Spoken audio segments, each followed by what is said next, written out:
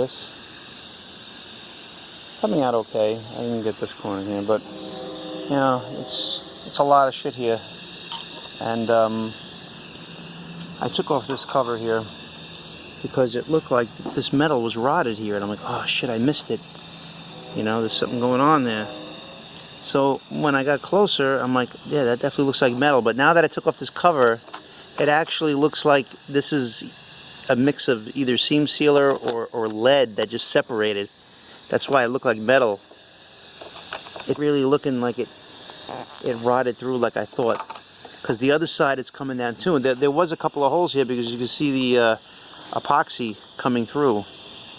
All over here actually. So ultimately taking off the fender is the way to go here. But something tells me like trying to put silicone deep into this bead might just help. And divert it to either into here or in the door jamb. So I'm going to clean this up a little bit. I will try to put something there, I think. I don't think there's anything there though. No, it's really solid. It's more of holes over here. This side here. Let's see. I think it's also relatively solid, but then you can see like some of the shininess. You can see the epoxy made it through. But it might actually not even be that, actually. It looks like it's the lead. There's lead in between here. And that's why this kind of looks like metal. But definitely looks like something is going on here. But same like the other side. If I can just do a thin bead of something. Like this side is not even an issue. It really, you know, it looked worse than it was. But it caused me to take off this cover at the very least. So I feel better about it at least. But I'm going to fill this side up. So the main thing is if the water gets around here, it kind of just rolls around, and if it continues to rot, it eventually, if the fender ever has to come off, then I don't want to take off the fenders now. So I'm going to make sure I have no holes here in the epoxy. I think I have one. I have a hole here, and this is a screw hole, but it looks like right here I missed it or dripped away from it. I'm going to continue to build this up a little more, try to smoothen it out like the rest of it. And you see how I basically had to grind it, and I took out the seam sealer is exposed again. I want to cover that with epoxy no matter what, because in the end it's just going to have a problem. You know, because it's an entrance way. Because, like I said, that's what it appears to be. So that's how it was with my other car. But I didn't have to take off this. But I'm going to end up cleaning all this out anyway. It'll be for the better. So I gather this just lifts out. Yeah, we're gonna really clean it then. So that's where I'm at now. Like I said, it started to clean up between the die grinder and the thing. So I got a lot of things pretty smooth. I'll probably use some kind of sandpaper to get it smoother, and do over a couple of spots that need to be done. For the most part, the silicone of the windshield is going to take care of a lot of imperfections. But for the most part, over a long line, if it's pretty straight, it's going to be fine.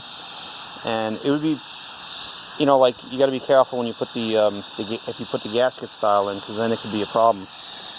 But I think it's less of a problem right now, and I just got to do more building and filling and whatnot, and I think I should be okay. Done there. This corner had a little bit, and then going down here some more. This is one of the big corners. As you can see, it's pretty much consistent. I just got a couple of imperfections here. It's not really, I didn't sand it yet. I mean, I did sand it before I put the primer, but I wanted the primer to show if there's any other problems. See, I built up this wall. It's not perfect. It doesn't really have to be. It just gives an extra support, because you don't want the window to hang on a little tiny, edge where it's not really doing anything. At least if you put silicone here, it'll squish and fill up the void. And on the other side, same idea up top. There was a hole up here. It's pretty much patched. Less likely to leak here. The reason why it was leaking was because there was so many other problems, But down here, it looks pretty good, for the most part. I built up that wall. you know, but when you look at it, you know, you see the width here. I got tape on this, but you can kind of notice the width, and the width comes here, and then you see I went a little too wide here because the rust was kind of ending and I was kind of going over. But I probably want to bring that down because you don't want the windshield to interfere or the molding to look like it's not straight, or it's bunched, or bend the molding to get, you know, get it all to fit in, you know. So that's the other thing. So I'm probably gonna have to, I'm gonna let that dry and tackle it a little bit more. A little too much goop on there, too much epoxy. But like I said, I don't think the holes on the bottom are going to be a problem. It can be addressed at a later date. As you can see better, I have a lot of epoxy. That's actually epoxy in there. And you see what I said? Is it split in the metal right there? That's because this is an angle iron coming here, and that's why they put seam sealer right on the middle of the edge there, which is kind of stupid. Either they didn't have the technology, or they didn't want to, you know, afford it, you know, or put it to use, you know. But if it leaked now, I gather it can leak from underneath here if there was a rot hole here. But over here, it's all clogged up, and it maybe there's a, basically on the inside there is no void. You know, like I can't see any light anywhere. I had it recently. Yeah, I gotta start it before I go. But basically, there's no, you know, you can see there's no light shining through here. You know, so that's the point I'm trying to make. So there's extra, you know, web of, you know, sheet metal underneath, so that sheet metal will probably drain somewhere outside the car. I have a feeling that's where they knew it was either going to leak, you know, on the inside of the car or down the bottom, and so the firewall gets rusty, but not that rusty. It gets scale on it, but it doesn't rot through, and it's not in the car rotted, so if it's going through holes that are just kind of going, there's not much to it. It really can't be, you know. But there is a spacing, you know, a certain amount of spacing between this and that. And I may be wrong. It may come through the floor, and I'll know in time. But that's only if the windshield actually leaks, you know. Well, I mean, I guess it could leak a little bit coming from underneath, but I think for the most part, from the condition that it was in, it's in pretty good shape, you know. And that's why I was surprised, because I heard guys that do vinyl roofs basically do this. But I don't think they take as much care. Maybe they do. Maybe they have better tools than me. But I have a feeling that I'm going to have to do this to the rear. But this looks like a rubber seal here. But there's molding here. So I don't know if it's kind of both. I don't know if this rubber seal is part of the molding, which it might be. But the rears, I always knew them to be like rubber sealed, you know. So it may be like a little bit of both going on here. So we'll see. I mean, there's not nearly the rust in the back or in the trunk. I mean, there's rust on the quarters, but who knows if it's coming from the outside or the inside. But I was debating whether to paint it with this gold over here around the edge. Believe it or not, when I started, this is the actual color it's supposed to be. When you take off the layer of like faint rust and the paint starts to melt when you use brake cleaner to clean things off, and you get the true color. But I think I got to let this dry, and I'll tackle it some more. I don't even have to let it dry. I'm just going to start sanding it probably. It's pretty much dry. It's not dry in that corner there because it kind of pooled. I have a little bit of a lip in there because of how I was sanding it with the thing, like the edge here hits it. So I was debating whether or not I should fill it with more epoxy, but I just think it's just going to add more complication. There's nothing wrong with it. There's plenty of epoxy in the hole. And the worst case scenario is going to have paint in the hole, you know, because my idea was to not, you know, to definitely cover up the seam sealer, you know. So I think it'll be okay if I just, you know, take care of this contour here, because like I said, you could tell I made it a little too wide. It goes from here to here, and then the window may not look right, the molding may not look right. So I got to make sure that is correct, and then I can pretty much give it a coat of paint. And I have a used window. I don't know if I said that in my last video, but I have it for the 62, and according to what's listed, it looks like it's the same window. And like I said, the thing that bothered me, of course, now the light is not adjusting, it's a stupid phone. Hang on.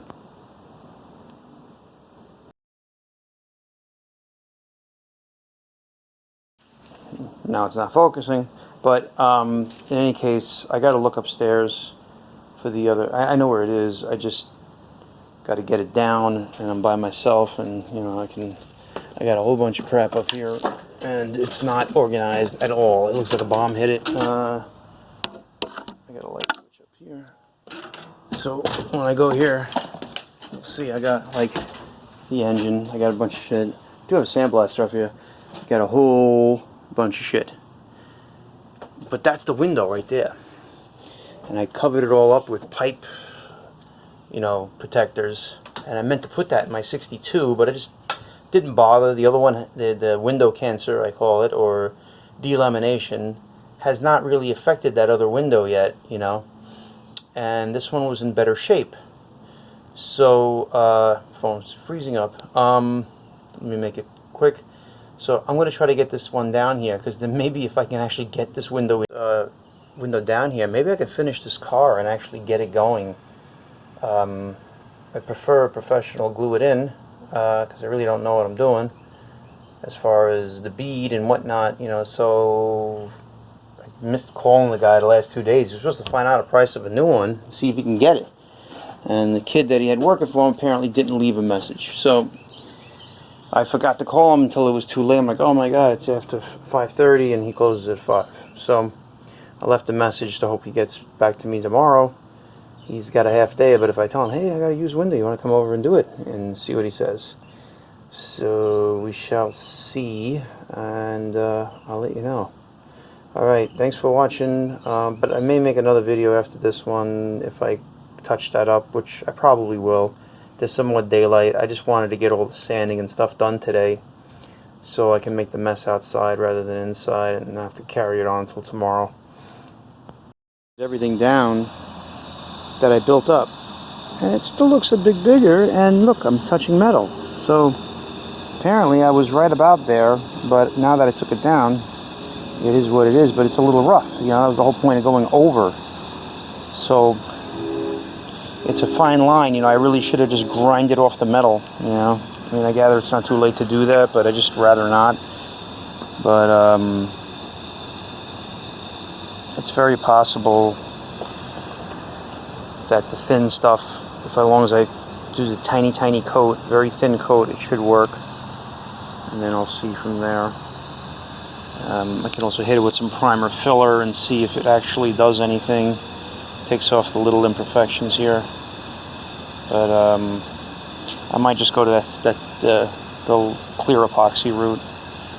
So one more try. This is my final video. The primer, the filler primer worked out pretty good.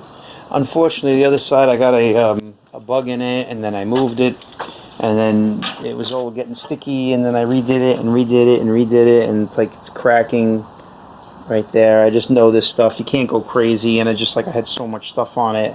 I had to do something. And then, you know, if you put silicone on that, the window's only going to hold so much on this stuff.